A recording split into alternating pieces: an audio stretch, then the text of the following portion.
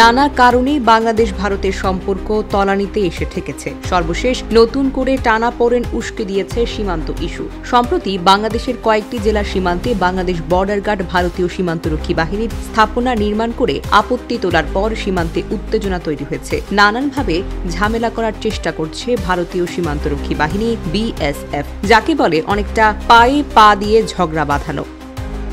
আগ্রাসী ভারতীয়রা আন্তর্জাতিক সীমানা আইন লঙ্ঘন করে কোনো সময় সীমানা বেড়া, আবার কোনো সময় বাংলাদেশের অংশে ঢুকে উস্কানি দেওয়ার চেষ্টা করেই চলছে। সর্বশেষ শনিবার চাঁপাইনবাবগঞ্জের শিবগঞ্জ উপজেলার কিরণগঞ্জ সীমান্ত এলাকা দিয়ে অনুপ্রবেশ করে বাংলাদেশিদের আম গাছের ডাল কেটে নিয়ে যাওয়ার চেষ্টা করে বিএসএফ এবং ভারতীয়রা।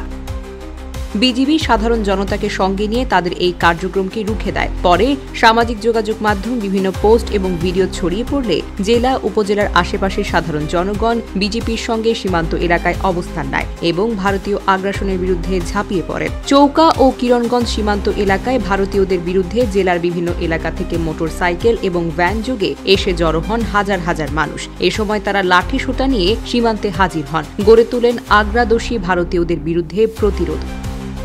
তবে সবকিছু নজরদারি করছিল বিজিবি। স্থানীয়রা জানান, বেলা 11টার দিকে একবার গন্ডগোল হয়। এরপর দুপুর 2টার দিকে বিএসএফ আবারও ভারতীয় নাগরিকদের মাইকিং করে ডেকে নিয়ে এসে ইট, বোমা এবং ককটেল নিক্ষেপ করে। এতে বাংলাদেশি 3 জন আহত হন। আগ্রাসন প্রতিরোধে আসা যুবকেরা জানান, আমাদের একটাই কথা, দেশের 1 ইঞ্চি মাটিও ছেড়ে দেওয়া হবে না। কিরণগঞ্জ সীমান্তের উত্তেজনার অবস্থা নিয়ে সামাজিক যোগাযোগ মাধ্যমে ছড়িয়ে পড়া বিভিন্ন পোস্ট এবং ভিডিও দেখে সীমান্ত এলাকায় ছুটে আসেন কৃষক জনতা সকলেই। তাদের একজন জানান, এটা আমাদের মাতৃভূমি, আমাদের জীবন যায় যাক, তবুও কারো কাছে মাথা নত করব না, ছাড় দেব না এক চুল পরিমাণও।